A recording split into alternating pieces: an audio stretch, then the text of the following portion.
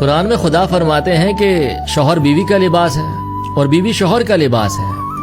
اب اس کا مطلب کیا ہے؟ اس کا مطلب یہ ہے کہ جو تم میں کمیاں خامیاں ہیں وہ تمہاری بیوی چھپائے گی، اور جو تمہاری بیوی میں کمیاں خامیاں ہیں وہ تم چھپاؤ گے۔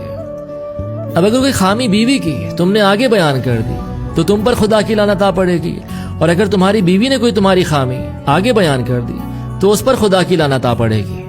تمہیں ایک دوسرے کا لباس بنایا گیا ہے، اور لباس کا مطلب ہے ڈھانپنا، چھپانا۔ اب تم جسم تو نہیں ڈھانپو گے اپنی بیوی کا، تو پھر حکم کیا ہے؟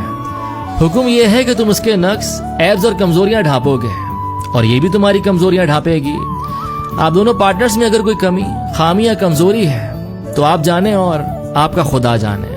زبان پر وہ بات نہیں آنی چاہیے، یہاں تک کہ اگر آپ کے سگے ماں باپ بھی پوچھیں تو آپ کے پارٹنر کی کوئی ایسی بات آپ کے منہ سے نہ نکلے، اور اگر وہ پوچھیں کہ تجھ میں یا تیری بیوی میں کوئی کمی ہے کیا، تو بیوی کو چاہیے وہ اپنے ماں باپ کو خاموش رہنے کو کہے، اور شوہر کو چاہیے وہ اپنے ماں باپ کو خاموش رہنے کو کہے، کیونکہ آپ دونوں صرف ایک دوسرے کے سامنے بے لباس ہوتے ہیں، دوسروں کے سامنے نہیں۔ تو آپ دونوں پر امانت ہے کہ ایک دوسرے کے عیب ستر میں رکھیں۔